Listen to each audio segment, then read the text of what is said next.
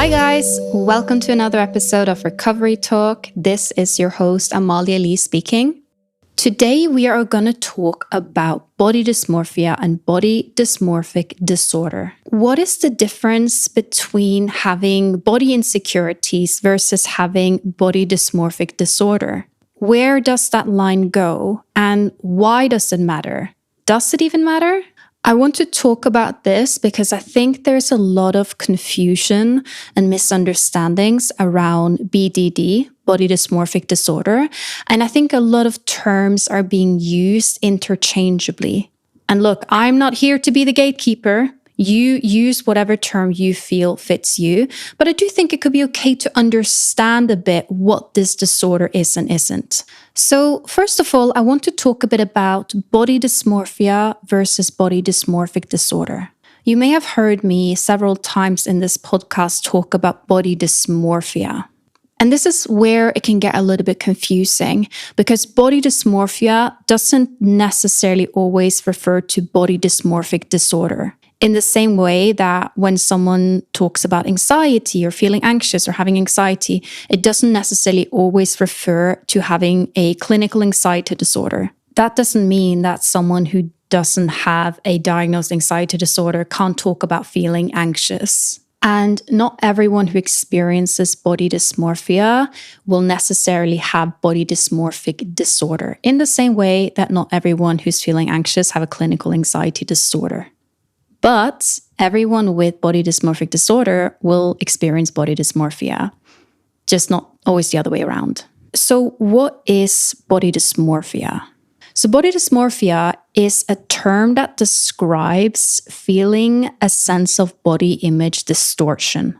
So essentially, there's a trait about yourself, such as your body size or the shape of your face, the size of your stomach, that you are just not seeing the way that other people are seeing it. Very, very classical one would be just being convinced that you are a lot bigger than you are. So that's the typical thing people say when they think about eating disorder is quote unquote feeling fat, which I understand is a bit of a controversial way of putting it because obviously fat is not a feeling. But the truth is that is what a lot of people say that they feel. And another one that I often see, this one is quite common, I would say in anorexia perhaps especially, is thinking you look quote unquote normal when you don't. I personally think I had this one more than the other one of quote unquote feeling fat. I was severely underweight, but I was just like, I look normal. I look like everyone around me. I could look at someone who was 20, 30 kilos higher in weight than me and be completely convinced that we looked the exact same, that I could borrow their clothing and it would fit me perfectly. And this is in alignment with a lot of studies we see on anorexia nervosa and body image, where we see that people with anorexia have a skewed perception of their size. And there's this really interesting study that shows this, where I can't remember exactly what it was, but it was something along the lines of having a group of people with anorexia kind of see whether or not they fit through a certain door frame, a certain opening. And we could see that compared to the control group, so people without anorexia, people with anorexia, they expected that they wouldn't fit into a certain opening when they would. Essentially, they overestimated their size in relative to, will I be able to fit through that door opening? So other very common areas of body dysmorphia that I see a lot in clients is stomach and face, thighs as well sometimes, but those especially are very, very common. The stomach one is so complex because we do know that in recovery, there are actually objective factors that can increase stomach size in proportion to the rest of the body, such as water retention, constipation, bloating, weight gain being centered more in the abdominal area in the beginning as a starvation response. But the body dysmorphia definitely plays a major role. So someone may be mildly bloated and they will be convinced that they look quote unquote 9 months pregnant. And the face one is a common one as well. And obviously I don't see my clients' stomachs, but I see their face when I work with them. And they will often talk to me with 100% conviction that their face is just abnormally large. And I would just think to myself, like, what? So then I know that it's a typical like body dysmorphia perception. And even if there is sometimes a grain of truth to things, maybe someone genuinely have like maybe a bit fuller cheeks, right? It will just be taken way out of proportion. So I think this is an important distinction between body dysmorphia and simply having bad body image. And that is that body dysmorphia, you are focusing on something that isn't true, or you're taking something where there's a grain of truth, but you're blowing it out of proportion. Whilst if there is something that is genuinely very different about you and your body, and it's something you're feeling insecure about, maybe, for example, you have very, very, very severe acne and you're being teased for it and it's painful and you're full of scarring, you can't lay down without being in crippling pain, then it wouldn't necessarily be considered dysmorphia because you are reacting to something that's there. And the same would go with body size, right? So take, for example, someone who's in a much, much bigger body to a point where they're experiencing significant societal fat phobia. Maybe they're struggling to fit into plane seats, or they can't go to a restaurant because the seats are too small. They're experiencing bullying. Their doctor is denying access to care. Then we wouldn't necessarily call it body dysmorphia because that will be almost a bit gaslighty. But if you have someone who may have a couple of extra pounds, but they're convinced that if they're walking down the street, everyone is looking at them and feeling disgusted when they actually have a very common average body type, then I would argue that would be body dysmorphia. And I think that aspect of body dysmorphia is something that scares people a lot, because one thing I often hear from people with body dysmorphia is that they start doubting that it is body dysmorphia at all. They start thinking, well, what if my face is actually like massively puffy? What if I'm actually hideous and I'm just using dysmorphia as an excuse to tell myself? Like, once you start going down that rabbit hole, it's probably the dysmorphia talking. Just trust me on that one. And be aware that confirmation bias is a beast. You wouldn't believe the amount of times I talk to people, of course, in my line of work, because this is not necessarily population level normal behavior, people who are either like on the small side or of completely average weight, who are convinced that other people genuinely are looking at them and with disgust. Or if someone was mean to them, it was due to their body, when their body is super within the norm of what is societally acceptable. They may be feeling that they heard someone say something about the word fat and now they mean it towards them. And it's like, I understand that there is sometimes nuance here. And sometimes people also just call someone, for example, fat, or point out something about their face or their stomach just to be mean. But just to summarize, body dysmorphia is when you lack a realistic perception of yourself and you're focusing on non-existent or very minor quote-unquote flaws. Okay, so what about body dysmorphic disorder? Wouldn't it just mean that if you experience that, what I just described, body dysmorphia, then you have body dysmorphic disorder? And no, not exactly, but potentially. So let's actually just go through the good old DSM-5 definition or diagnostic criteria of body dysmorphic disorder.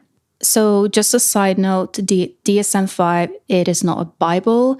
Diagnoses are not absolute truths. A diagnosis is often set quite subjectively. So someone can present with the same symptoms and go to like 3 or 5 different psychiatrists or psychologists and end up with a bunch of different diagnoses, completely dependent on that specific practitioner's area of expertise or just personal perception, angle that they're coming from, symptoms that you're choosing to bring forward during the assessment, etc., etc. So just kind of keeping that in mind. I do sometimes feel like some people, maybe especially increasingly younger people, but I'm sure it happens at any age, put a lot of value, identity, and emphasis on diagnosis. And I don't always know if that's super helpful, but that is something for a different episode. So yeah, diagnostic criteria for body dysmorphic disorder. So there are 4 parts here that has to be fulfilled for it to be body dysmorphic disorder. There are A, B, C, and D. So let's start with A. A is a preoccupation with one or more perceived defects or flaws in physical appearance that are not observable or appear only very slight to others. So, for example, maybe someone has a few pimples, which is like a normal thing. You walk down the street, quite a lot of people are going to have a pimple or three. A person with body dysmorphic disorder may be completely preoccupied with this.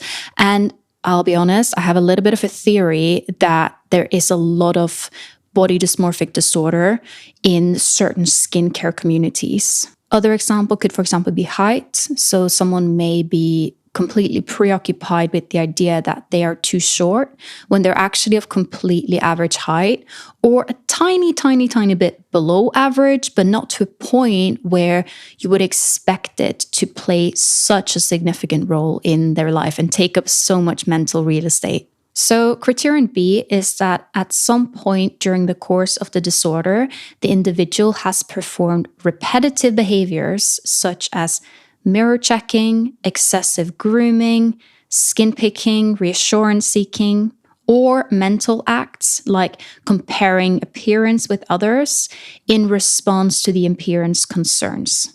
So the person with body dysmorphic disorder around their acne may be obsessively looking in the mirror so many times a day to see, how's my skin looking? Am I getting more pimples? They may be obsessively researching in the internet on new skincare routines, obsessively looking for reassurance around the people around them that, oh, is my skin looking okay? Is my skin looking okay? They may be comparing their skin to other people's skin. They may be posting online, panicking when they have a pimple. The person with a focus on height may be measuring themselves constantly. A person preoccupied with their nose shape may be, for example, looking out for more plastic surgery and then more plastic surgery and more and more and more.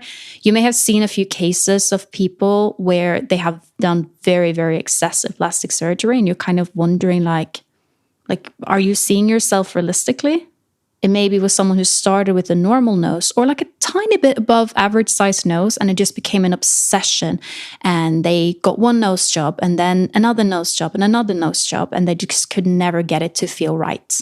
And then we have criterion C, which is that the preoccupation causes clinically significant distress or impairment in social, occupational, or other important areas of functioning. So some people may be quite obsessive about their height or their skin or their hair or their nose shape or whatever it may be, but they're still like living a completely normal life. It's not really affecting them that much. But once someone maybe start canceling social events because they had a pimple popping up, or they are refusing to go on a date because they're convinced they're too short, or they don't show up to the job interview because they felt that their nose was so big that day, or they're just not able to be present and live fully because they're engaging in so much rumination around their appearance, so many behaviors. Think about like the research, the repetitions, for example, the grooming behaviors. All of these things eventually start taking up so much time and mental real estate that it becomes hard to really live like a full life. And then we have the last criterion B, which is incredibly important in the context of eating disorders. And it is the following. The appearance preoccupation is not better explained by concerns with body fat or weight in an individual whose symptoms meet the diagnostic criteria for an eating disorder. So essentially, if you have a preoccupation with your body size, but you also actually have an eating disorder, then it would be considered that that body image concern and obsession would fall under the eating disorder umbrella. In a person with anorexia nervosa, we would kind of expect there to be preoccupation with weight, a distorted body image, and all of those things. So then diagnosing an additional condition, body dysmorphic disorder, may not make that much sense.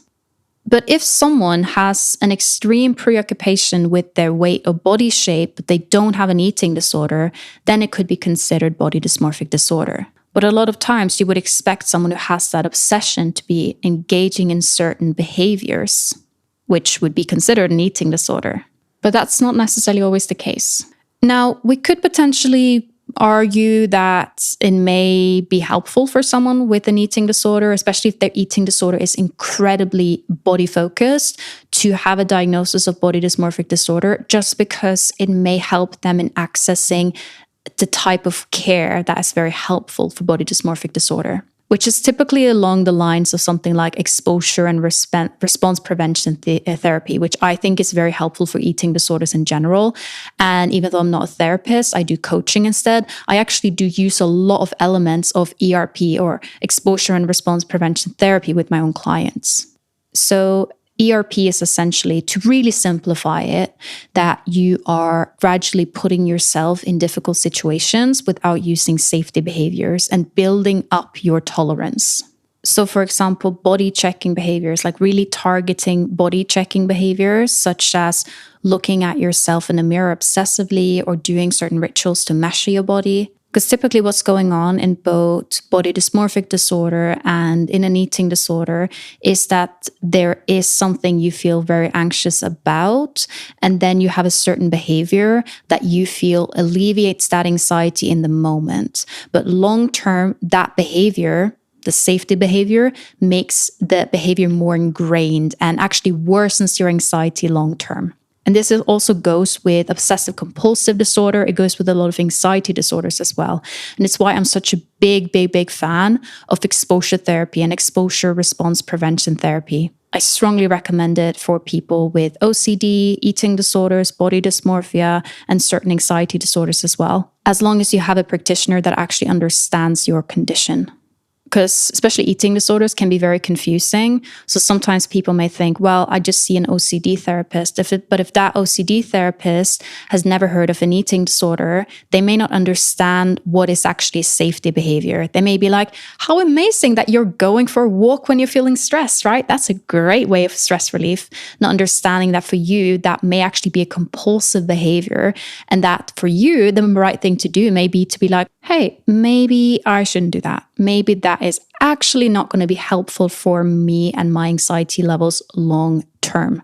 And that is probably the biggest mistake I see people make in recovery, is that they just do a bunch of things, but they never actually challenge the things that make them afraid.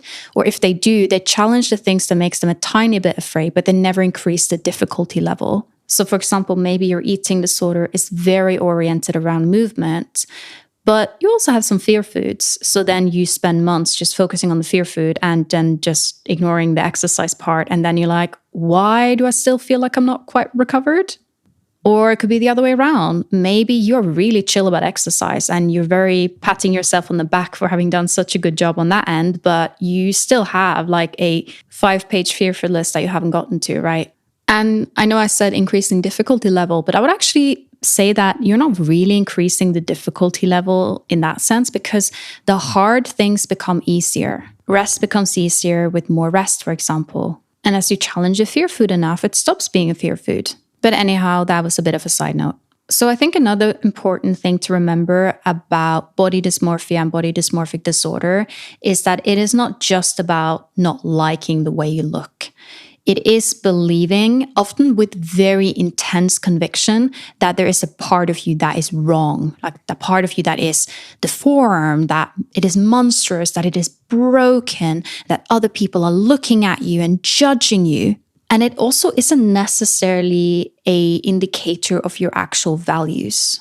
I think sometimes people believe that body dysmorphia is just someone who's just way too obsessed with their appearance. And don't get me wrong, obviously someone who values their appearance higher are gonna think more about it, focus more about it, and handle not as well when they feel like something is off with their appearance. But it is in many ways a form of obsessive compulsive disorder. It falls under that big umbrella of obsessions, compulsions. The obsession and compulsion is the appearance. So think about it. Someone with obsessive compulsive disorder, they may focus on something more external, right? They may focus on things like cleanliness, on tidiness, or they may be a bit more internal as well. Things like health OCD. sometimes also called health anxiety. Could be debated if it is anxiety or OCD, kind of used interchangeably, those terms, where it is focused internal, but not necessarily about appearance, right? Or maybe focused on moral purity, moral rigidity, a fear of harming people, a fear of secretly being bad or having something twisted and wrong with your brain or going crazy. Whilst body dysmorphic disorder is just that you are focusing on a specific body part. Someone may feel occasionally quite obsessive about a certain part of their body and may want to go to some lengths to change that part of their body. But when it comes to body dysmorphic disorder, we see that it is obsessive. People will often spend several hours a day on this obsession. And another thing that we often see in body dysmorphic disorder is that there is a certain level of denial and poor insight, because to people with body dysmorphic disorder, especially if they're very deep into the condition, it feels like a completely valid concern because obviously their nose is completely messed up, or they are abnormally short or have abnormally amounts of pimples. And this is also something that they are assessing for when setting the diagnosis. Is like a level of insight. And what we see is that many people with body dysmorphic disorder, they may know like on a good day that they have body dysmorphic disorder, but they keep feeling like there is some validity in their concerns. And they may have meltdowns where they lose that insight, right?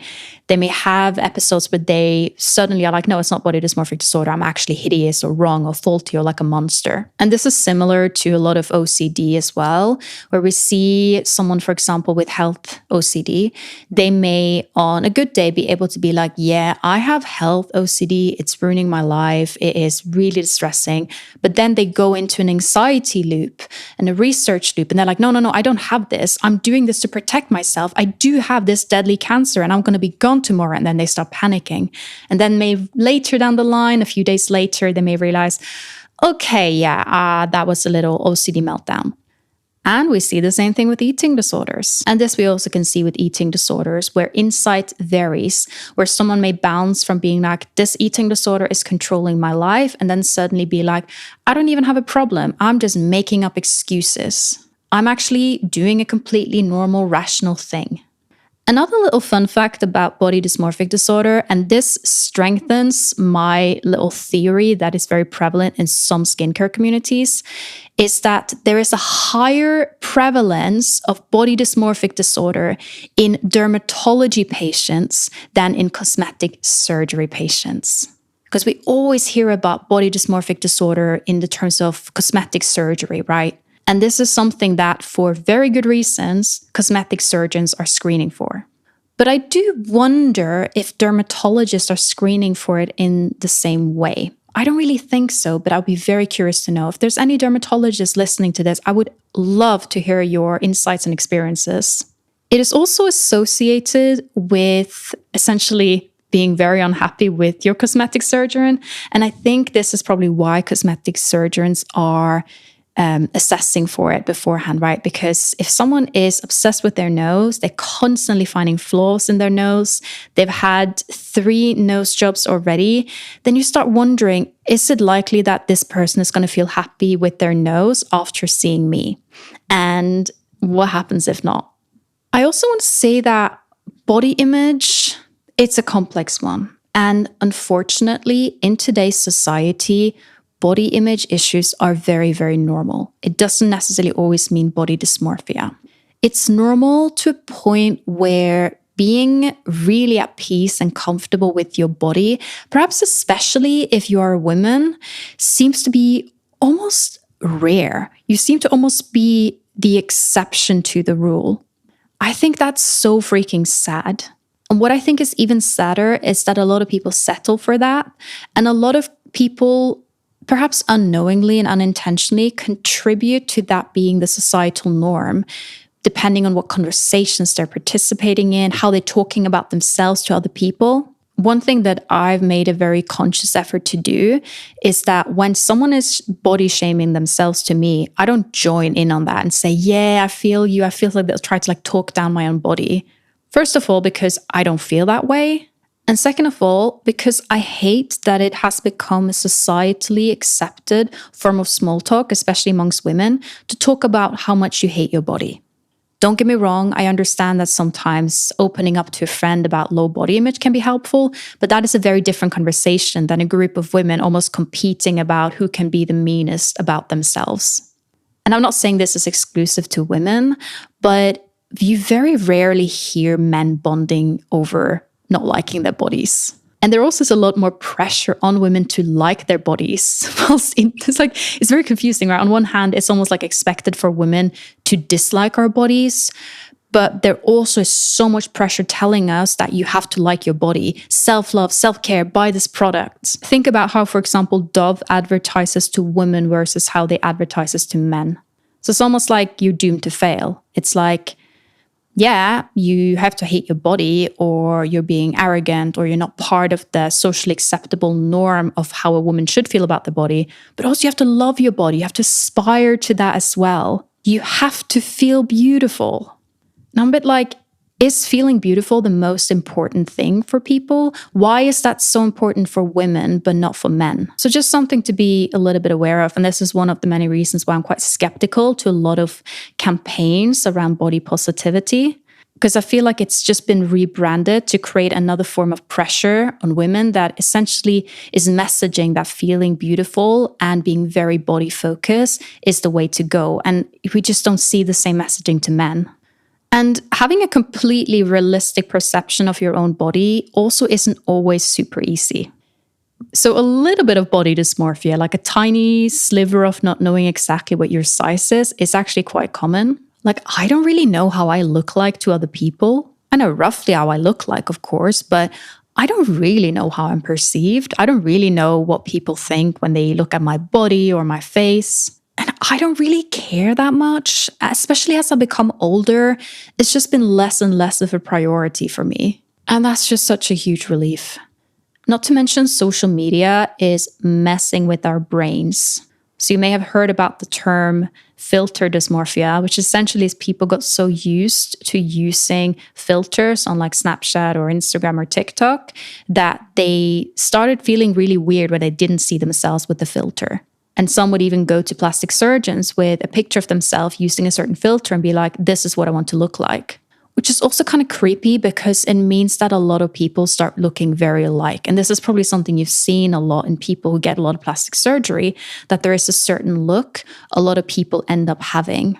It's not a bad look. I think a lot of people have that look and look very beautiful. And if that makes them genuinely feel happy and their best self, then who am I to say that they shouldn't do that? I'm not the police here. I'm not the moral police. I'm a big fan of letting people do whatever they want to do with their bodies and their appearance. But I do think if you are someone where you're noticing that it's having a very negative impact on your mental health, you start feeling very uncomfortable with your appearance, the more time you're spending on social media, the more time you're spending looking at yourself with a certain filter, then it may be time to go touch grass, log off, get some fresh air, read a book, focus on other things, pick up some crafting. So I consider myself someone with a pretty good body image. And personally, I believe that the reason for that is that I'm mindful of what kind of content I'm consuming. I don't spend a lot of time on social media. And if I am on social media, my focus is not on other people's bodies and comparing myself.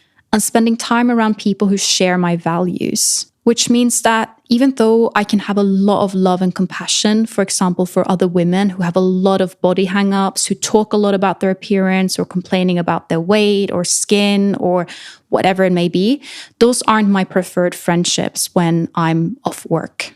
When I'm in work mode, it's something completely different, of course. Because in work mode, it's very clear that this is problematic. This is not normal. This is essentially a disorder, right? It's an eating disorder, and part of that, it's body image disturbance. Whilst if I was constantly exposed to it with everyone I was around, there may be a part of me that would start to normalize it. And someone may say, but society is like this and society is like that. And you know what? I completely agree. Society is kind of messed up. But you can choose what aspects of society you choose to engage with, right? Because we don't see the world just as it is, we see the world as we are. So choose your people and your spaces, online and offline, very wisely. And just because something is normal doesn't mean that it should necessarily be normalized for you. Think about it. Diet culture is normal, but that doesn't mean you have to engage with it and have to be like, well, it's just society, so I'm just a victim and I'm just going to do all of these things. Like, okay, well, you can do that, but I wonder if that may be more of an excuse coming from your eating disorder rather than you operating in your healthiest, best self, because that is operating essentially from a locus of control that is very external. It's essentially saying that the world has to change for me to change. And that is one of the things that in my experience as a coach, when people are very set in that mindset, it's very limited to how far they can come in recovery. And it reminds me of something I read the other day. I can't remember where I read it and who said it, but it was something along the lines of, if you can't change something that does need changing, change instead how you relate to that thing. So when I was starting my recovery many years ago now, I knew that I couldn't change society and expect diet culture to be gone for me to fully recover. So instead, I changed how I relate to diet culture. And the same thing can go with body image. Yes, having bad body image is very normal, but does that mean that you can't work on your own body image? Just because other people don't like their bodies and are engaging in a bunch of behavior that reinforce that, does that mean that you should do the same thing? I think such a cool opportunity for recovery is taking something really shitty, the eating disorder, and then using that as a catalyst to really work on your relationship with food, body, and movement to the point where you may actually end up coming out on the other side even better than most other people who haven't been hitting that rock bottom that forced them to really change and reconsider and work on those things. If I had never had an eating disorder, I would maybe be the person who's like, oh yeah, I should try the keto diet as well. Constantly going on another diet, never feeling good in my skin, losing weight, gaining weight, losing weight, gaining weight. That could have been me. But my recovery really forced me to face those demons and build a very healthy and sustainable relationship with food, body, movement that I can have for life. So you're not necessarily at a disadvantage because you have an eating disorder. It may actually be a bit of an advantage because that may be what you needed to actually be pushed into doing the work. So think about it that way. It's more of an empowering reframe. I hope this was clarifying a little bit the difference between body dysmorphia, body dysmorphic disorder, an eating disorder, and its related body image distress and complications, and also just body image distress in general, like where those lines go. I understand the lines are a bit blurry and that a lot of things are open for interpretation. Even the diagnostic criteria is open for interpretation here. At the end of the day, I don't think the most important part is figuring out exactly which category you fit into. I think the most important part is working on the issue. You don't need to have a full-blown diagnosed body dysmorphic disorder to deserve help and care when it comes to your body image. If it is something that is making you unhappy, then that's reason enough to work on it. So please don't invalidate yourself here. All right, everyone, that is it for today. I hope you enjoyed this episode. Thank you for listening, and I will see you guys in the next one.